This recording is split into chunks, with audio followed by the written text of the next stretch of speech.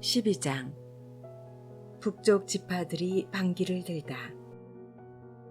르호보암은 스켐으로 갔다. 온 이스라엘이 스켐에 모여 그를 임금으로 세우고자 하였기 때문이다. 느밧의 아들 예로보암은 솔로몬 임금을 피하여 이집트로 달아나 있다가 거기에서 이 소식을 들었다. 그래서 예로보암은 이집트에서 돌아왔다. 사람들이 심부름꾼을 보내어 그를 불러내니 예로보암은 온 이스라엘 회중과 함께 르호보암에게 가서 말하였다. 임금님의 아버지께서는 우리의 멍에를 힘겹게 하셨습니다. 이제 임금님의 아버지께서 지으신 힘겨운 일과 무거운 멍에를 가볍게 해 주십시오. 그러면 우리가 임금님을 섬기겠습니다. 그러자 르호보암은 그들에게 돌아갔다가 사흘 뒤에 다시 나에게 오시오 하고 말하였다.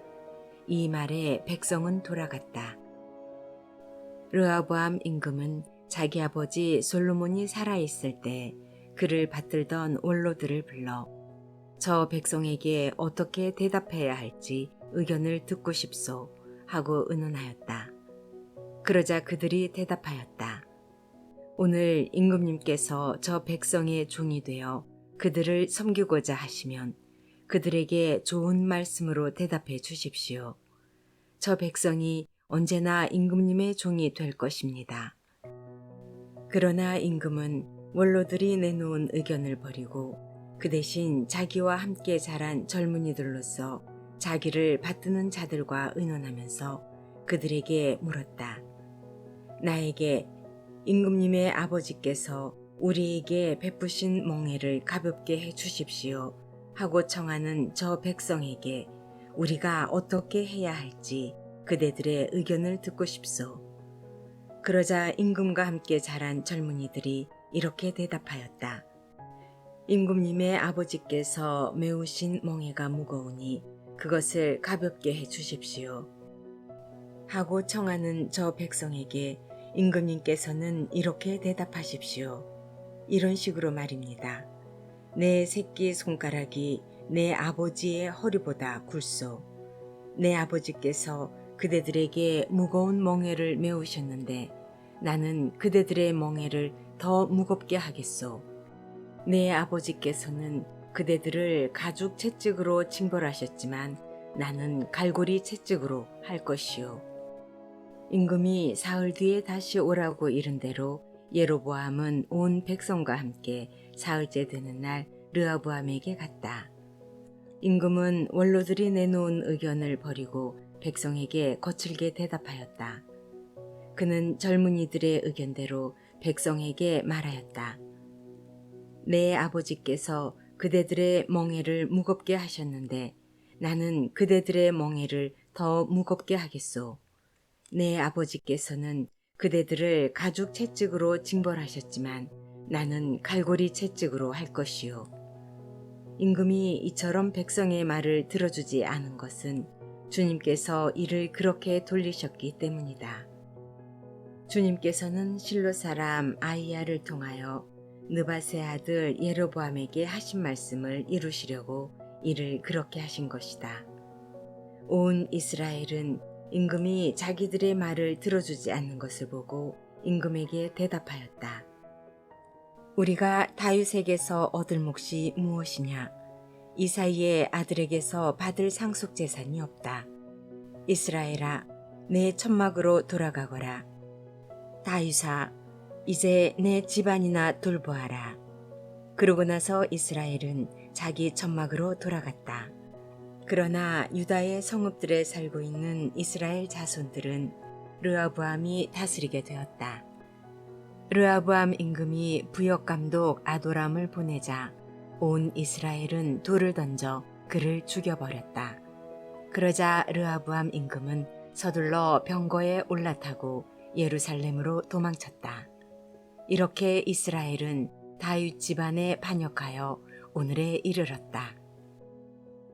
남과 북이 갈라지다. 온 이스라엘은 예로보암이 돌아왔다는 소식을 듣고 사람을 보내어 그를 집회에 불러서 온 이스라엘의 임금으로 세웠다. 유다 지파 말고는 아무도 다윗 집안을 따르지 않았다. 르하브암은 예루살렘으로 돌아와 온 유다 지방과 벤야민 지파의 동원령을 내려 정병 18만을 모았다. 이스라엘 지방과 싸워 솔로몬의 아들 르하브암의 왕권을 되찾으려는 것이었다. 그런데 하느님의 사람 스마야에게 하느님의 말씀이 내렸다. 유다 임금 솔로몬의 아들 르하브암과 온 유다와 벤야민 지방과 나머지 백성에게 이렇게 말하여라. 주님이 이렇게 말한다. 너희는 동족인 이스라엘 자손들에게 올라가 그들과 싸워서는 안 된다. 저마다 집으로 돌아가거라. 이렇게 된 것은 나의 뜻이다. 그러자 그들은 주님의 말씀을 듣고서 모두 주님 말씀대로 돌아갔다. 예로보암은 에프라임 산악 지방에 스켐을 세우고 거기에서 살다가 그곳에서 나와 분우엘을 세웠다. 예로보암은 마음속으로 이런 생각을 하였다. 어쩌면 나라가 다윗 집안으로 돌아갈지도 모른다. 이 백성 예루살렘에 있는 주님의 집에 희생 제물을 바치러 올라갔다가 자기들의 주군인 유다 임금 르하브암에게 마음이 돌아가면 나를 죽이고 유다 임금 르하브암에게 돌아갈 것이다. 그래서 임금은 국리 끝에 금 송아지들을 만들었다. 그리고 백성에게 이렇게 말하였다. 예루살렘에 올라가는 일은 이만하면 충분합니다. 이스라엘이여, 여러분을 이집트 땅에서 데리고 올라오신 여러분의 하느님께서 여기에 계십니다. 그러고 나서 금 송아지 하나는 베텔에 놓고 다른 하나는 단에 두었다. 그런데 이 일이 죄가 되었다. 백성은 금 송아지 앞에서 예배하러 베텔과 단까지 갔다. 임금은 또 산당들을 짓고 레윗의 자손들이 아닌 일반 백성 가운데에서 사제들을 임명하였다. 예로보암은 8째 달 15날에 유다에서 지내는 축제처럼 축제일로 정하고 제단 위에서 제물을 바쳤다.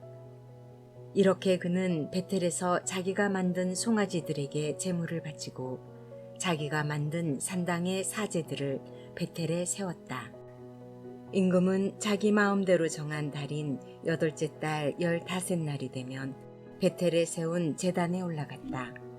그는 이스라엘 자손들이 지킬 축제일을 이렇게 정하고 그 제단에 분향하러 올라갔던 것이다. 13장 베텔의 제단이 무너지다. 예로보암이 제단 옆에 서서 분향하려고 하는데 마침 하느님의 사람이 주님의 말씀에 따라 유다에서 베텔로 왔다. 하느님의 사람이 제단에 대고 주님의 말씀에 따라 외쳤다. 제단아, 제단아, 주님께서 이렇게 말씀하신다. 다윗의 집안에 한 아들이 태어나리니 그 이름은 요시야이다.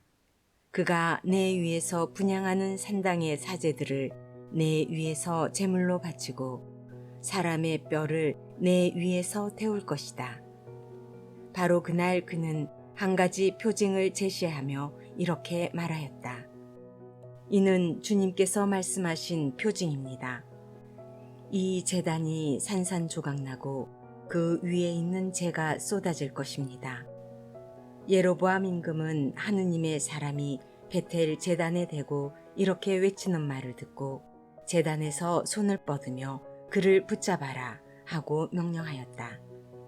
그러자 그를 향해 뻗었던 손이 굳어 오므릴 수가 없게 되었다. 곧 이어서 주님의 말씀에 따라 하느님의 사람이 제시한 표징대로 제단이 산산조각나고 제단에서 재가 쏟아졌다. 그러자 임금은 하느님의 사람에게 주 그대의 하느님께 호의를 간청하고 내 손이 회복되도록 기도해 주시오 하고 말하였다. 하느님의 사람이 주님께 간청하자 임금의 손이 회복되어 전과 같이 되었다. 임금이 하느님의 사람에게 말하였다. 나와 함께 집으로 가서 피로를 푸시오. 내가 그대에게 선물도 드리리다. 그러자 하느님의 사람이 임금에게 대답하였다. 임금님 궁전의 절반을 저에게 주신다 하여도 임금님과 함께 가지 않겠습니다.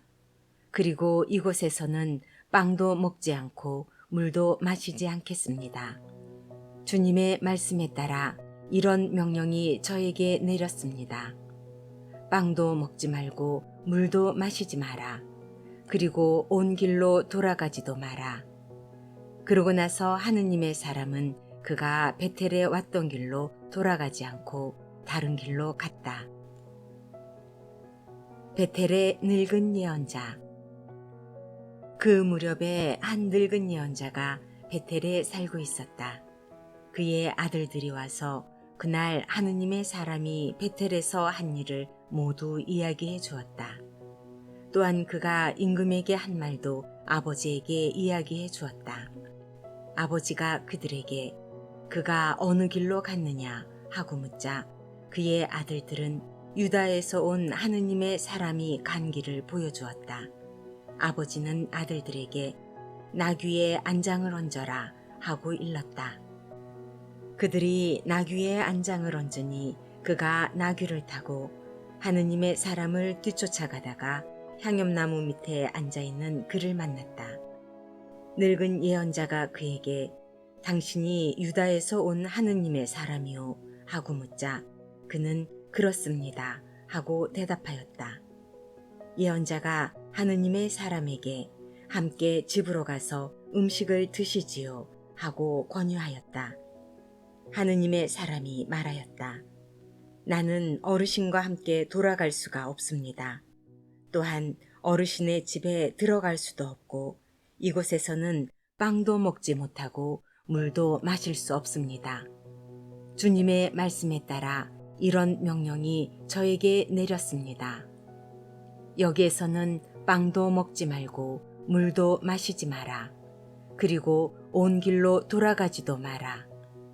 그러자 예언자는 하느님의 사람에게 이렇게 말하였다. 나도 당신과 같은 예언자요. 한 천사가 주님의 말씀에 따라 그를 너의 집에 데려다가 빵을 먹게 하고 물을 마시게 하여라 하고 나에게 명령하였소. 그러나 그것은 거짓말이었다.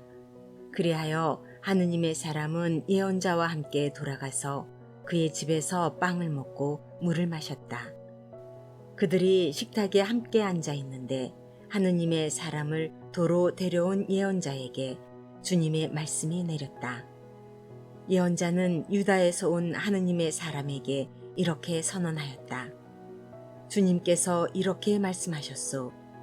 너는 주님의 말을 어기고 주 너의 하느님이 너에게 내린 계명을 지키지 않았다. 너는 돌아와 빵도 먹지 말고 물도 마시지 말라고 한 곳에서 빵을 먹고 물을 마셨다. 그러므로 너의 죽음은 내 조상들의 무덤에 묻히지 못할 것이다. 하느님의 사람이 빵을 먹고 물을 마시고 나자 예언자는 그가 타고 갈 나귀에 안장을 얹었다. 그 나귀는 그를 도로 데려온 예언자의 것이었다. 하느님의 사람은 그곳을 떠나다가 길에서 사자를 만나 물려 죽었다. 그 죽음은 길에 내던져진 채로 있었는데 나귀가 그 곁에 서 있고 사자도 그 곁에 서 있었다. 지나가던 이들이 길에 내던져진 죽음과 그 죽음 곁에 서 있는 사자를 보고 늙은 예언자가 사는 성읍으로 들어가서 그 일을 전하였다. 그를 길에서 도로 데려왔던 예언자는 그 일을 전해 듣고 이렇게 말하였다. 그는 바로 주님의 말씀을 어긴 하느님의 사람이다. 주님께서 그를 사자에게 내어주시어 그에게 하신 말씀에 따라 사자가 그의 뼈를 부수어 죽이게 하셨구나. 그러고 나서 예언자가 아들들에게 나귀에 안장을 얹어라 하고 이르자 아들들이 안장을 얹었다. 그는 가서 길에 내던져진 죽음과 그 주검 곁에 서 있는 나귀와 사자를 발견하였다. 그런데 사자는 주검을 먹거나 나귀의 뼈를 부수지 않았다. 예언자는 하느님의 사람의 주검을 들어 나귀에 얹고 그것을 옮겨왔다. 늙은 예언자는 성읍으로 들어와 곡을 한 뒤 그를 묻어주었다. 예언자가 그의 주검을 자기 무덤에 묻자 사람들이 아이고 내 형제여 하고 곡을 하였다. 그를 묻은 뒤에 예언자는 아들들에게 이렇게 말하였다. 내가 죽거든 이 하느님의 사람이 묻힌 무덤에 나를 묻어라. 그리고 그의 뼈 곁에 내 뼈를 놓아라. 그가 주님의 말씀에 따라 베텔에 있는 제단과 사마리아 성읍들에 있는 모든 산당을 두고 선언한 말이 반드시 이루어질 것이다. 이런 일이 있은 뒤에도 예로보암은 그의 악한 길에서 돌아서지 않고 또다시 일반 백성 가운데에서 산당의 사제들을 임명하였다. 그는 원하는 사람은 누구에게나 직무를 맡겨 산당의 사제가 될 수 있게 하였다. 예로보암 집안은 이런 일로 죄를 지어 마침내 멸망하여 땅에서 사라지게 되었다. 14장 예로보암의 아들이 죽다. 그때 예로보암의 아들 아비야가 병이 들자 예로보암이 아내에게 말하였다.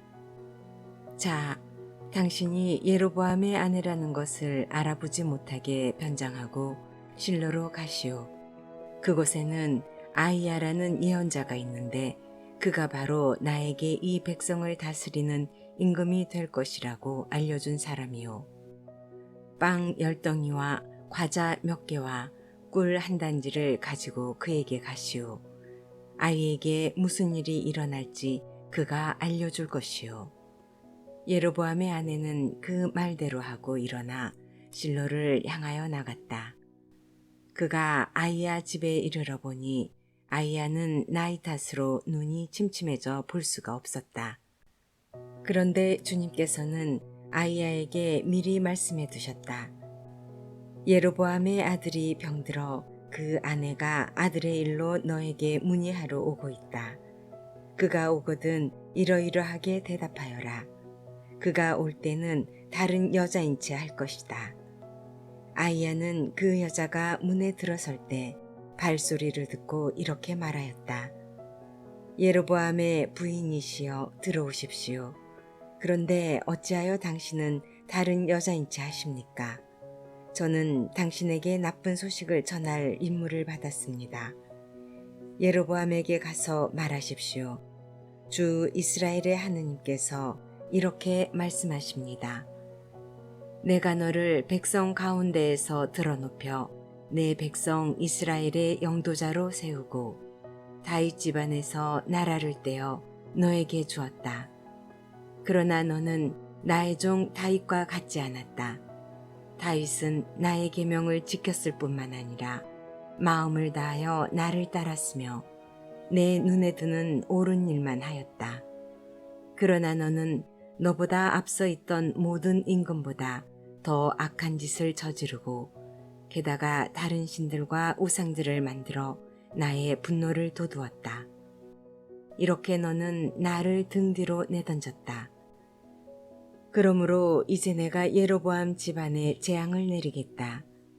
예로보암에게 속한 사내는 종이든 자유인이든 이스라엘에서 잘라버리겠다.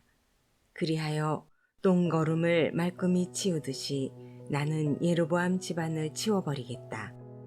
예로보암에게 딸린 사람으로서 성 안에서 죽은 자는 개들이 먹어치우고 들에서 죽은 자는 하늘의 새가 쪼아 먹을 것이다. 주님이 그렇게 말하였다. 부인은 이제 집으로 돌아가십시오. 부인의 발이 성읍에 들어서자마자 아이는 죽을 것입니다. 온 이스라엘이 그를 위하여 곡을 하고 그를 묻을 것입니다. 예로보암에게 딸린 자 가운데 그 아이만 무덤에 갈 수 있을 것입니다. 예로보암 집안에서 그 아이만 주 이스라엘의 하느님께 좋게 보였기 때문입니다. 주님께서는 이스라엘을 다스릴 다른 임금을 일으키실 터인데 그가 예로보암 집안을 잘라버릴 것입니다. 주님께서는 이스라엘을 치셔서 갈대가 물속에서 흔들리는 것처럼 만들어 놓으실 것입니다. 주님께서는 그들의 조상들에게 주신 이 좋은 땅에서 이스라엘을 뽑아 그들을 유프라테스강 저쪽으로 흩어버리실 것입니다. 그들이 아세라 목상들을 만들어 주님의 분노를 돋우었기 때문입니다. 예로보암이 혼자만 지은 것이 아니라 이스라엘까지도 죄짓게 한 그 죄 때문에 주님께서는 이스라엘을 넘겨버리실 것입니다. 예로보암의 아내는 일어나서 그곳을 떠나 디르차로 돌아갔다. 그가 집 문지방에 들어서자마자 아이가 죽었다. 온 이스라엘은 그를 묻고 그를 위하여 곡을 하였다. 주님께서 당신 종 아이야 예언자를 통하여 하신 말씀 그대로였다. 예로보암이 죽다. 예로보암의 나머지 행적, 곧 그가 전쟁을 어떻게 치르고 나라를 어떻게 다스렸는지에 관해서는 이스라엘 임금들의 실록에 쓰여 있다. 예로보암이 다스린 기간은 22해이다. 그가 자기 조상들과 함께 잠들자 그의 아들 나답이 그 뒤를 이어 임금이 되었다. 르하브암의 유다 통치. 한편 유다에서는 솔로몬의 아들 르하브암이 다스리고 있었다.